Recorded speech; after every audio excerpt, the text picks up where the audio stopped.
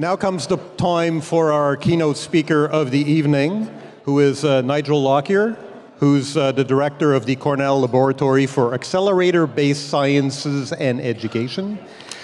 I think Dr. Lockyer is well known to many people here, but for those who do not know Dr. Lockyer, he's now at Cornell, having been previously the director of the Fermi National Accelerator Lab, aka Fermi Lab, in the United States.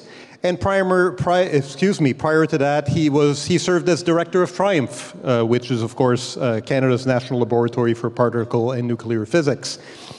And before that, he was a professor of physics at the University of British Columbia and the University of Pennsylvania. He's a particle physicist at the University of Pennsylvania. His research focused on high-energy particle experiments at the energy frontier with an interest in testing fundamental symmetries in studying the heaviest quarks. While at the University of Pennsylvania, he also developed an interest in the applications of physics to real-world problems, and he worked, for example, with the Penn State University Medical School on proton therapy for cancer and detectors for medical physics, and he developed an interest at that time in superconducting radio frequency applications to accelerators. It's my great pleasure, c'est mon grand plaisir de vous présenter Nigel Lockyer. Ladies and gentlemen, Nigel Lockyer. Well, I guess as you've heard, it's a pleasure to come from the 11th province to visit.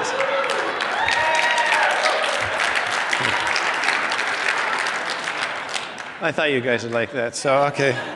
So I'm going to, I guess I was asked to talk a little bit about, my experiences at various labs and how it might, you might learn from my experience. So I'll just go through it. All right, so everyone likes science until they learn they have to pay for it. So that was the first thing I learned at Fermilab. So Fermilab has an auditorium that seats 1,000 people, and every Friday night it's full of people, and they're all listening to a great science talk by somebody. And I thought, wow, they really like science. People like science. Well, they kind of do. Just don't bring up that they're paying for it in their taxes. Actually, not everybody likes science. So if you've, it's hard to read up there, so I'll read it here. So if you've read the 13 volumes of Confessions by St. Augustine, that's his autobiography, he states, 400 AD, so we'll see how it goes in time here, there is another form of temptation even more fraught with danger. This is the disease of curiosity. It is this which drives us to try to discover the secrets of nature, those secrets which are beyond our understanding, which can avail us nothing, and which men should not wish to learn. So you're getting the message. And the last line is, I no longer dream of stars. So he managed to extract himself from anything interesting, and we know how he spent his time. You can tell by looking at him. Then there's another message a little later, 1500s, 1600s, for Galileo. And I put Galileo in here because I know the science attaché from the Italian embassy is here. There you are. So I was in Florence recently, and you're from Florence, and I was lucky enough to tour Galileo's house.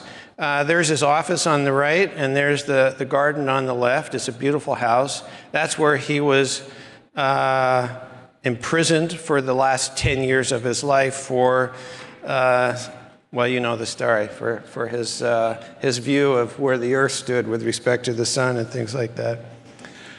However, the United States comes to the saving grace here. Franklin, so Ben Franklin, who's one of my heroes, and this is an exceptionally good picture of Ben Franklin, by the way. So he said, the rapid progress true science now makes occasions my regretting sometimes that I was born so soon. It is impossible to imagine the height to which may be carried in 1,000 years the power of man over matter. Now, just the wording seems very modern in the way he says it. We may learn to deprive large masses of their gravity and give them absolute levity for the sake of easy transport. Now, that's quite amazing, and as a particle physicist, I say, why didn't he just say turn off the Higgs field? But, you know, he didn't know about it. All right, more modern times, more Italy, because we love Italy here too. So Prime Minister Renzi visited Fermilab twice because he's a huge enthusiast of science, and there you can see him standing with all those various people. But he was interested in particle physics, he was interested in neutrinos, everything that goes on in our field, and so he was my favorite Prime Minister of Italy. All right, but this evening's theme. Should Canada, and I wasn't prompted for this, by the way, so, you know, don't think there's a fix in here.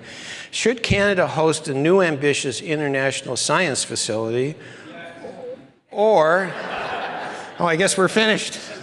We're done, thank you very much. Or build upon the existing facilities with international participation, so consider a 10 to 15. It's a good audience.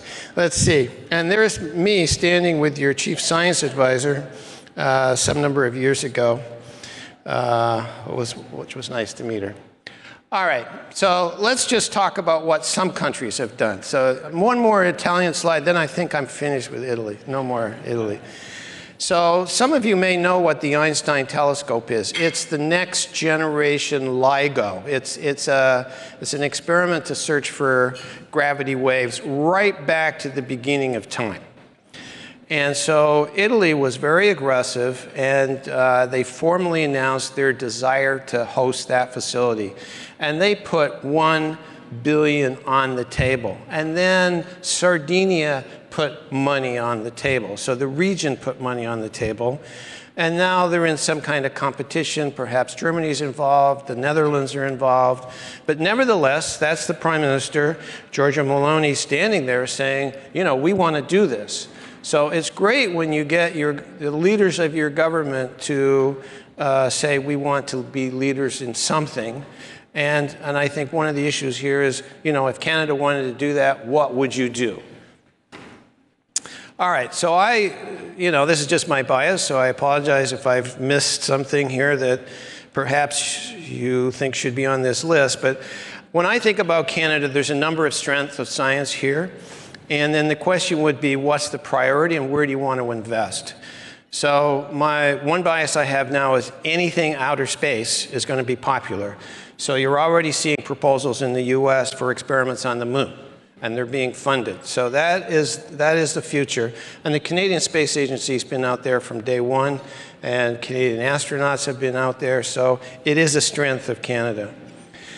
At Cornell, we're seeing the merger of agriculture, genetics, and imaging. By imaging, I mean X-ray imaging, play a big role in the future.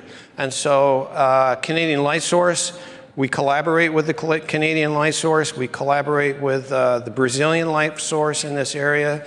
And the basic idea is you can adjust the genetics of a plant to tolerate, you know, drought, tolerate too much heat, change the nutrients that the plant uptakes from the soil, et cetera, et cetera. So I see that as a really big role. And agriculture in Canada is such a big deal that you would think this is a natural place to play a leading role on the planet.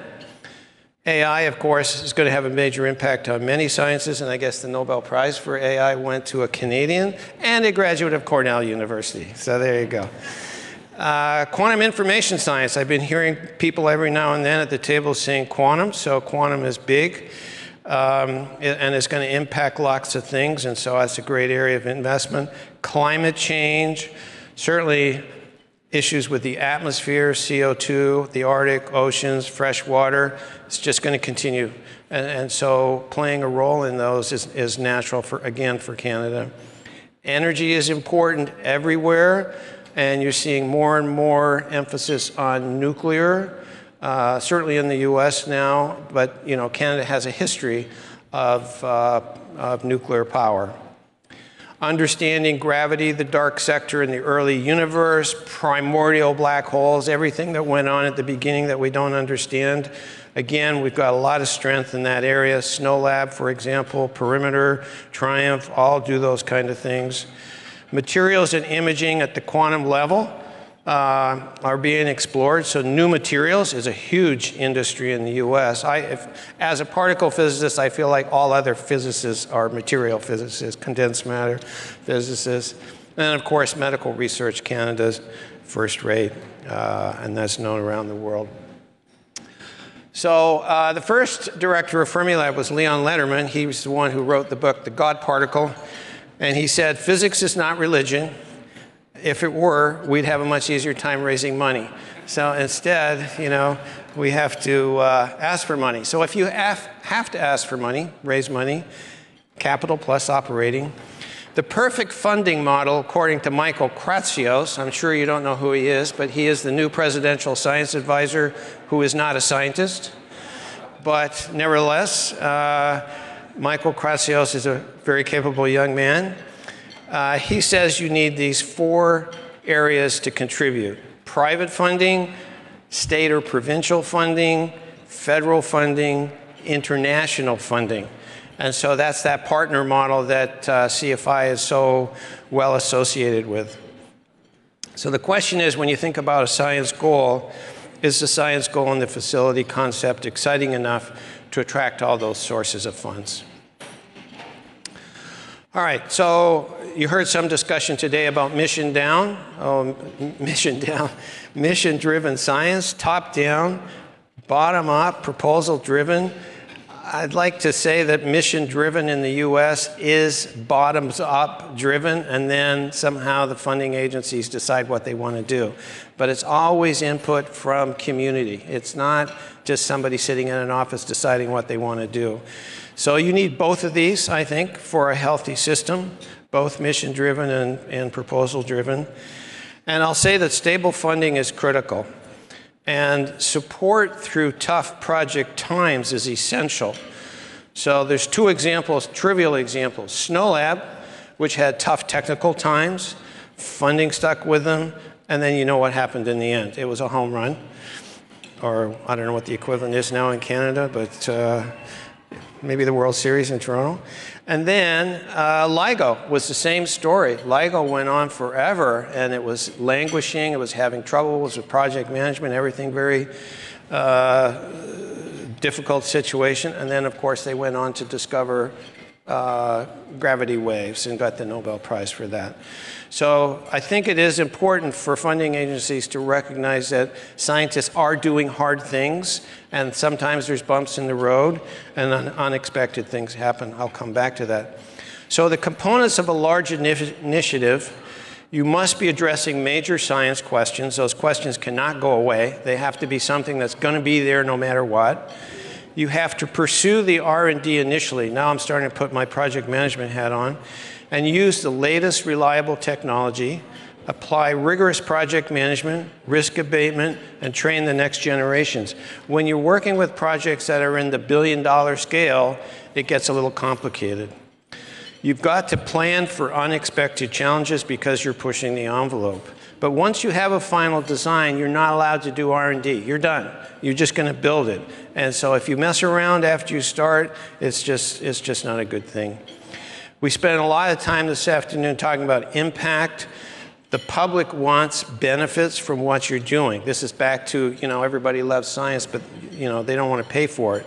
There must be the impact outside of science. And impact ensures public support, and it ensures strong political interest. So this is from an experiment that is a collaboration of Cornell in the US, Canada, and Germany. And it's a telescope that's going to Italy. It's literally in the boat now, going down to Chile. And this is the road they have to drive up in order to deliver the telescope to 5,600 meters, which is higher than Mount Everest base camp, by the way. You have to wear oxygen at that level. So the astronomers, you know, you better be young and healthy to do that. Anyways, these rocks fell down on the road. The company that was hired to drive the telescope up the mountain has refused to go up the road even when they clear the rocks, because they're saying it's too dangerous to drive up there. Cha-ching, cha-ching, and then you can solve the problem. So that's what I mean by unexpected problems. There's always something. And this is just a great picture, so that's why I picked it. All right, so there's all the Canadian universities involved in that telescope. It's going to do great things, I'm sure, along with the partners in Germany and Chile, and that's it. That's it, US. Okay. So why international science projects? The single biggest driver for a government-sponsored science project to be international is the cost.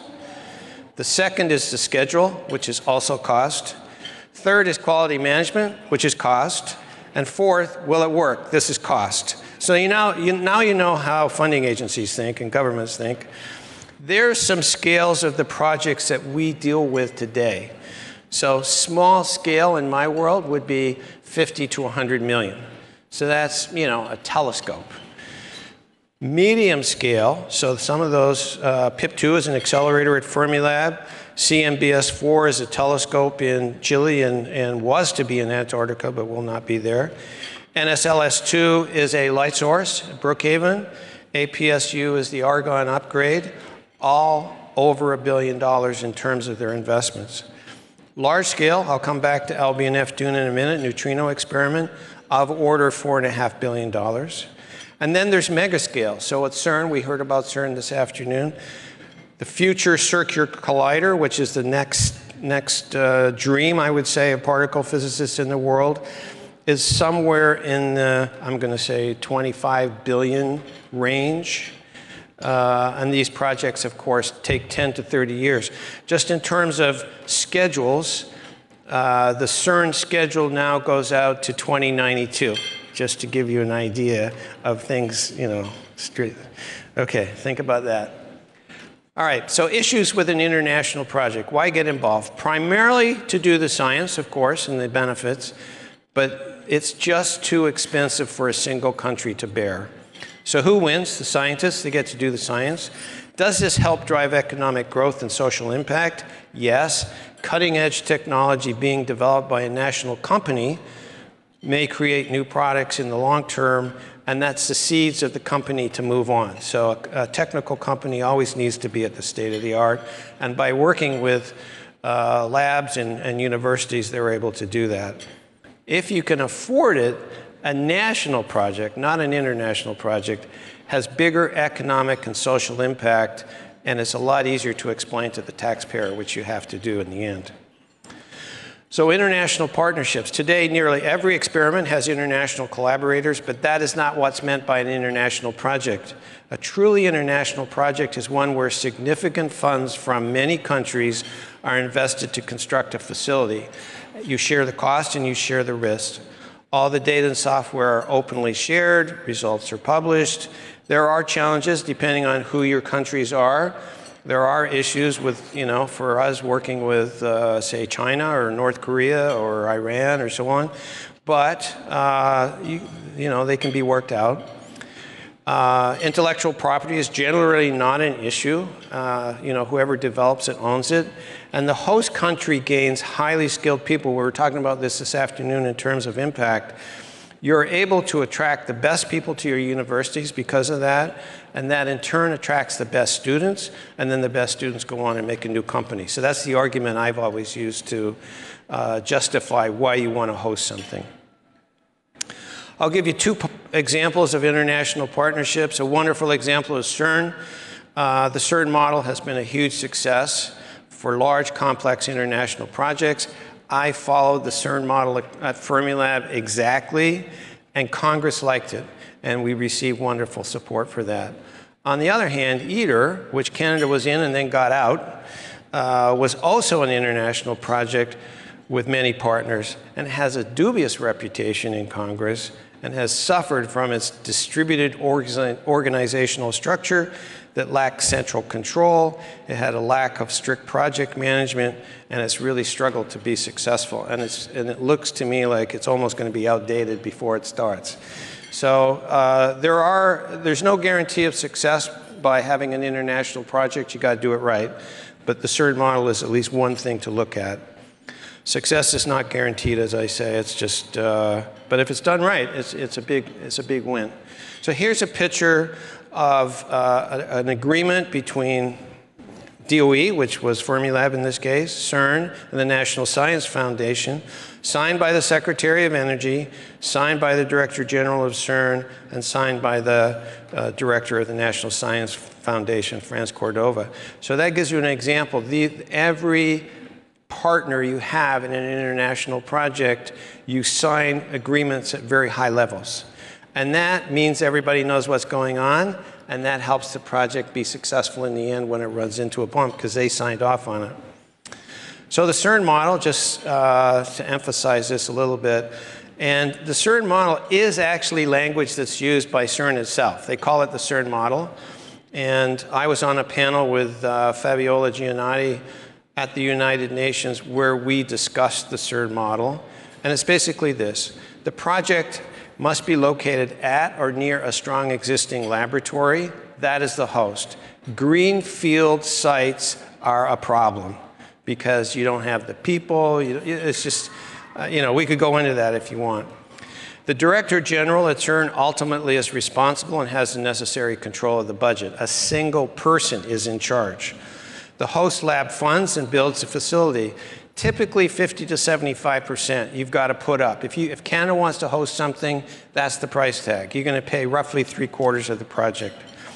World scientists come together to fund, design, build, and operate the experiment. So there's a facility and there's an experiment. They're different things. And the world does the experiment, but just a few people do the facility. You need clear funding oversight by all partners. CERN has this thing called the Resource Review Board, which they chair. And then the LACC is a committee that rides herd on the experimenters on a regular basis, monthly, let's say, to ensure that what they're doing is working and is correct. And then the funding agencies know that their investments are on track. And that if you're the recipient of that committee, it's very painful, but it works in the end. CERN is committed to open science, and legally binding agreements are written, binding everyone to success in the construction and operation.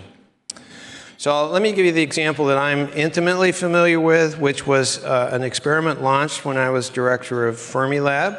So if you read the bottom there, it says the LBNF Doom project is the first internationally conceived, constructed, and operated mega science project hosted by the Department of Energy in the United States. And if you look at the three titles at the top, Deep Underground Experiment Dune, LBNF, and PIP2, that's a total of about $4.5 billion for those three projects.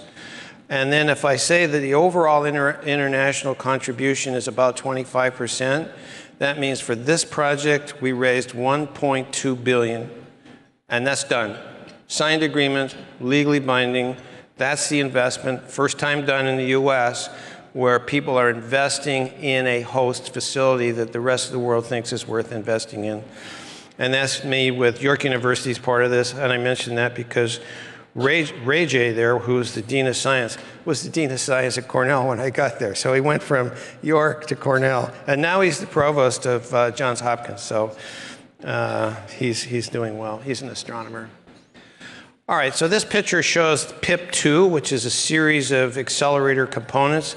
All I want you to notice are the flags. So it's the Indian flag, the Polish flag, the French flag, the Italian flag, the British flag. And the point here is that those countries have expertise that's needed to build the project. I mean, I usually use the analogy of building a house. Not everybody's a plumber. We need somebody that knows how to do plumbing. It's the same in science. We need somebody that knows how to design chips or build chips. We need somebody that knows how to build detectors of this type. And that's what an international project does for you. You, as host, go out and get the people you want, the best team you can get to build that project. And the contribution here is about 30%. So it's a $1.2 billion project. 30% from the partners. All right, SURF, Sanford Underground Laboratory, which is the US's version of Snow Labs, sort of. I don't want to go that far. It's not clean, it's not deep enough, but it is the US version. I'll get shot if somebody's listening to me. So this used to be a gold mine, and it was run by the Hearst family. And for those of you who are old enough to remember who Patty Hearst was, that is the Hearst family. So no longer active mine, and the state of South Dakota, which has a population, I heard somebody say, Saskatchewan's not a very big province. They have so many, what, 4 million people? How many million people is this? 1.1. All right, South Dakota, 800,000. So even less than Saskatchewan, hard to believe. All right, so they have very few people, and they took this was a devastating economic thing to lose the mine, and they converted it strictly to a research facility, and then they started working on constructing it.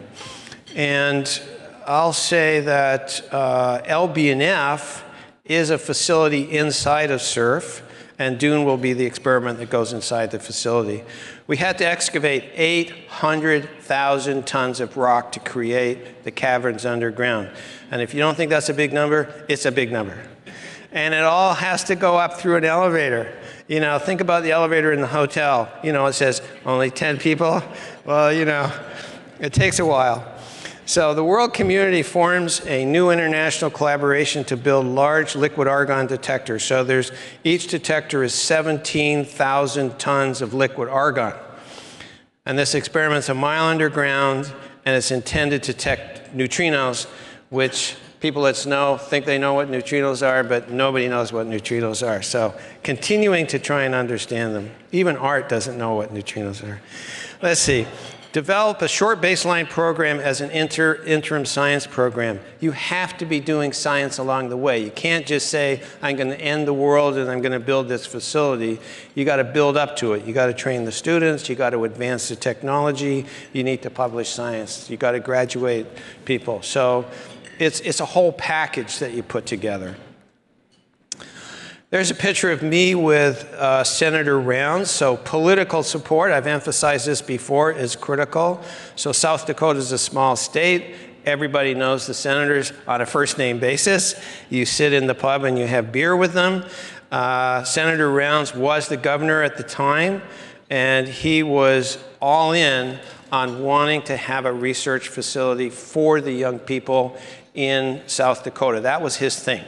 And he still is the biggest supporter of this project and this facility. And that's Governor Dugard, who could stand up and talk for neutrinos for half an hour. How many politicians do you know that can stand up and do that? And he was like that. He was just super enthusiastic about it. And I'll tell you, the other senator from South Dakota is John Thune. And if you know anything about American politics, he is now the majority leader in the Senate. So he is like one of the most important people in the US government. We won't mention the one that's most important, but Senator Thune, again, big science advocate. So that's a good thing for everybody. So you have to sign these international agreements. In the upper left, you're seeing a science and technology agreement between the US and UK. This was the first time the UK and the US had a science technology agreement. Everything was just done by a handshake prior to that. So this was driven by neutrinos, which is interesting, and they put 88 million on the table. Underneath that, you see the DOE Undersecretary Paul DeBar signing an agreement with CEA Director Berger in France. And then on the right, you see an agreement with Secretary Perry and the Department of Atomic Energy Secretary Basu in India. So these agreements are all signed at a very high level. That's not what they were there for, in fact, because they can't get too excited about neutrino physics. They're interested in other things. So in this case, Secretary Perry was interested. He had just signed an agreement for many billions of dollars. I forget how many it was, but it was a lot, for natural gas going to India. But the one he wanted to take pictures with was the science one. So we like that. We'll take it. So we had about, 30 plus of these agreements that were needed to encapsulate this whole international project. Project management is got to be front and center for these big projects. I mentioned ITER to you that they failed on that, and so that cost them dearly. So successful execution of projects requires sophisticated project management. It's done by professionals. It's not done by Microsoft Project. It's harder than that. Funding agencies want to know the status of the project. They want to know the challenges, how it's organized, the risks, and project management allows you to do that. The US DOE critical decision process, CD0, 1, 2, 3, 4, works well. It's well tried and true. I guess that's okay to say that. And basically it talks about mission, what is the range of the cost, what are your other choices, make decisions. All right, we're going to baseline this, which means that's the cost, and we're not going to give you a nickel more than that. And then you're going to go do it, and then you're done. And this project, you can see the contingency was 40%. 40% on a $4.5 billion project is a lot of money. Do you use it? What do you think? Yes, because rocks fall in the road and all kinds of bad things happen. And you use very sophisticated tools, as I mentioned here. All right, administrative functions are paramount. So procurement, you live and die with complex contracts. Legal is necessary. People who do contracts for a living are needed to do this. You need a team of them.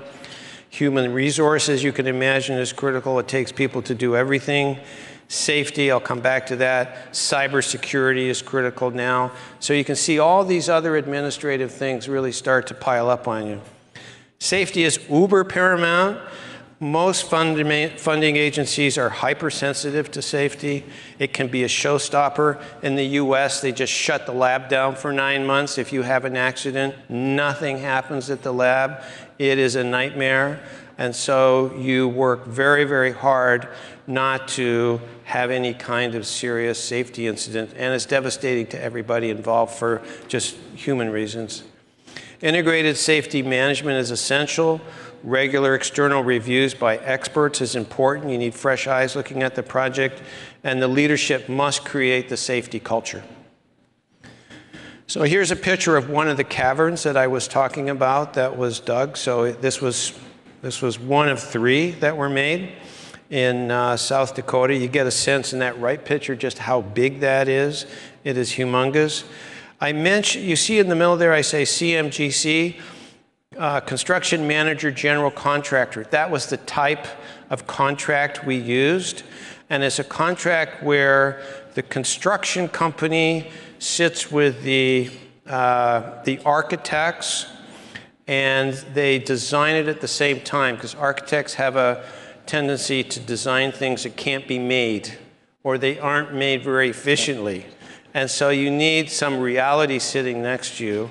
It's a complicated contracting system, but that's what we used for this, and it worked extremely well. There's another picture. Excellent safety record for this project. No serious injuries at all. No lost days in 3 years. Canadian construction company. Can you believe that? Yes, of course. It's called TMI, and it's got a subsidiary in Colorado. All right, so international contributions. This building did not exist before this project. CERN built the building. They put all the stuff in it. Those red things you see are humongous detectors. People are small in that picture. They're tiny. This is their contribution. They paid for the whole thing. So that's, you can see when you start having good partners with lots of know-how, they can make a tremendous difference to what you're able to do. So what was the outcome?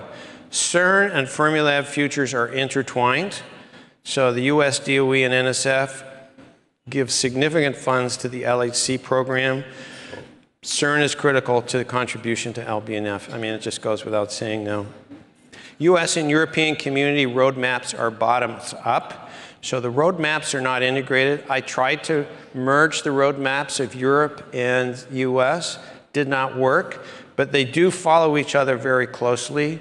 You could almost say they're one, but they're not quite there yet. But we are, I would say, we're working towards having a world particle physics community, and it would be great if it was a single community so that Japan and Asia were also involved in that. And then as our experiments get bigger, everybody contributes where they need to. But it's going to be true, every region needs something that they're doing on their own soil. And so that's an essential part of that global network. Ideally, you connect to your national industry. So when you join a global experiment, it's still built in your country. It's still developing your own technology. Okay, so that was hosting a new facility, international facility. Alternatively, you can build upon existing facilities. SNOLAB, for example, you could build a new experiment. The facility exists, but you could have an international or a global experiment, which would be very natural for that field to be able to put into those caverns. And the science is really high quality. Best science you can think of is what's being aimed at for a number of those experiments. And I guess I'll call it Nexo. Is that correct? Putting in a plug in for these guys. All right, so Triumph. Nigel Smith is here. So Triumph is a good model of success. Launched ambitious science-driven projects based off the base program, the area where there's an established expertise. That's another thing. Build off your expertise. Don't go off in a new direction. They grew partners nationally and internationally, commensurate with the size of the project. This broadens impact. And the public asks, why do we need Triumph?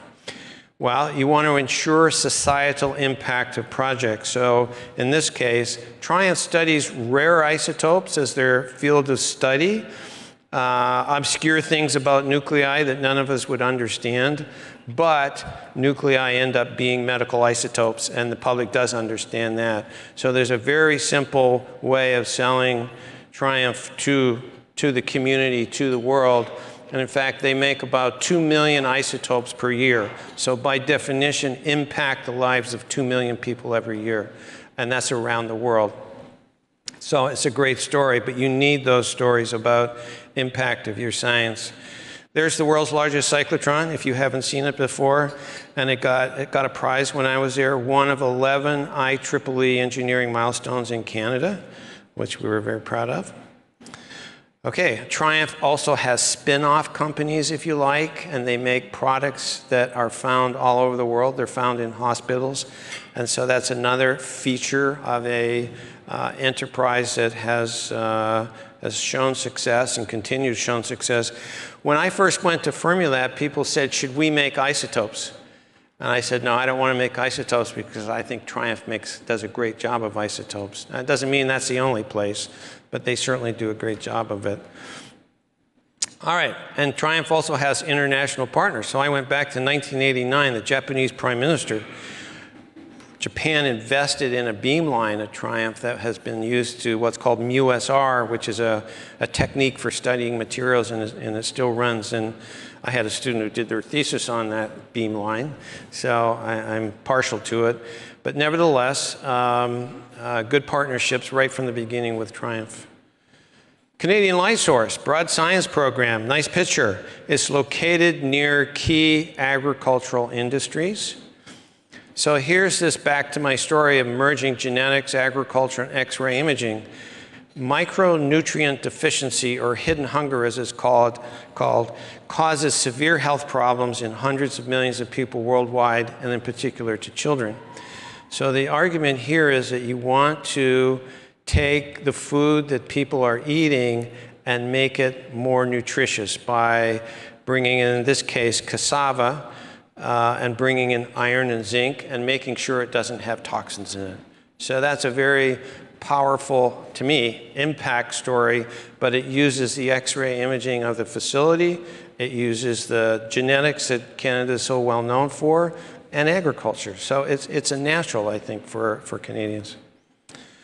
Canadian facilities are a network, so I was one of 17 national DOE labs, and when I started, they were not thought of as a network. They were very independent, competitive, and we were kind of squashed into a room and told we were going to be friends and network together.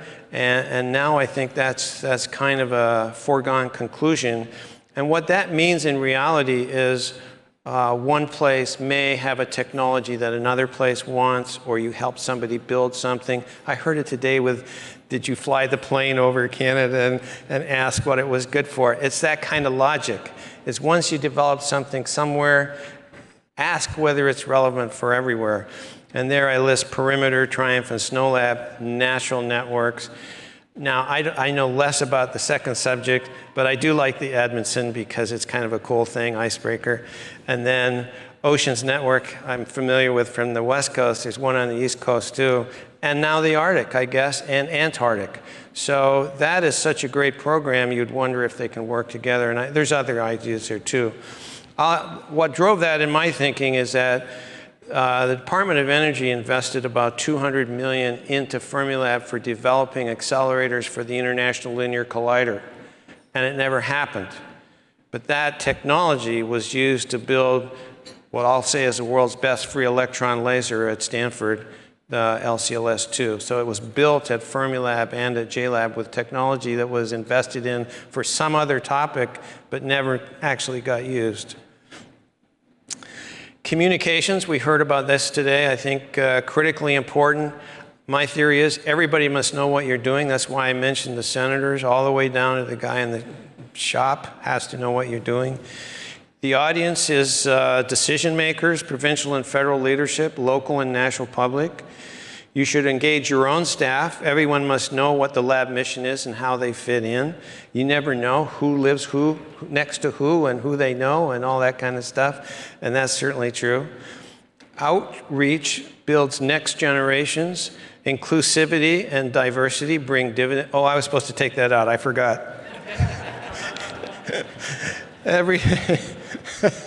Little joke there, a little American joke.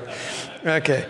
Everything must shine, need a sterling reputation to earn support. I used to pound this into people at Fermilab, that you have to do things well if you're going to deserve to get something else. That's really a big deal, because they'll be watching you. And the sidebar is, I learned at Triumph, when you don't get what you asked for, you're still supposed to be thankful and say, thank you very much, and then go home and cry that night because you didn't get what you needed. All right. This is a form of communication. So I used to have these events at Fermilab, which got everybody happy. This is what it takes to get a $1.2 billion project approved.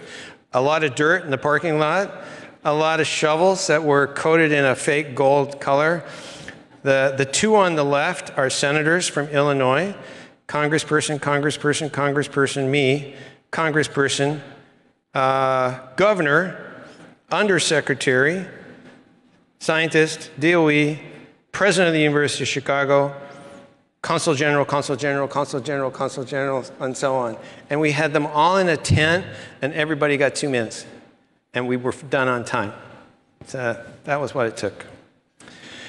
General philosophy for success. The lab needs an internal, a lab. It doesn't have to be a lab, but it needs, you can think of yourself differently if it's not a lab. Needs an internal flagship project that you're known for, that people say, they do this. And then you can contribute to projects elsewhere, nationally or abroad, and smaller projects giving you some broad portfolio of topics. But you definitely need something internal. Because why? Because you're going to have important people come to your laboratory, and you can't say, well, all my stuff's at CERN, so I got nothing to show you. That doesn't work. You have to have something internal. Each sub-organization within a lab is like a cylinder. Now, I thought hard about this example because Canadians all drive electric cars now, I understand, so they don't know what cylinders are. But each cylinder needs to be working in the good old days. There needs to be projects for all sub-organizations so that everyone is busy. If the lab is busy, they're happy. And that's really why you're successful, because now everybody knows what you're doing, they're happy, they're busy, it works. And you cannot take that for granted. That is the state that you're trying to get your laboratory to. You should build things. A lab should build state-of-the-art stuff. That's what experimental science is all about. And software is a separate but equally important axis. And then you need to seed new ideas somehow. So that DOE has this LDRD program, which every lab director loves, because it's money that you just tax and then you use it how you need it. And that's the seed for all your new projects. Some labs, that number's over $100 million a year. So Oak Ridge, for example, is a huge amount of money. It's up to 7% of your budget. So my conclusion, you all have much to think about. I think partnerships are key with the broad community, involvement in planning so that everybody has their say and understands what you want to do. And then in that case, everybody should like science, and then they'll be willing to pay for it. All right, thank you.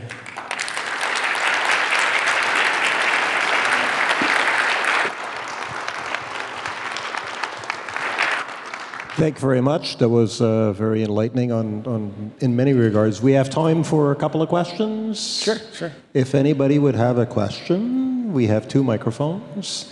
No pressure. Benoit?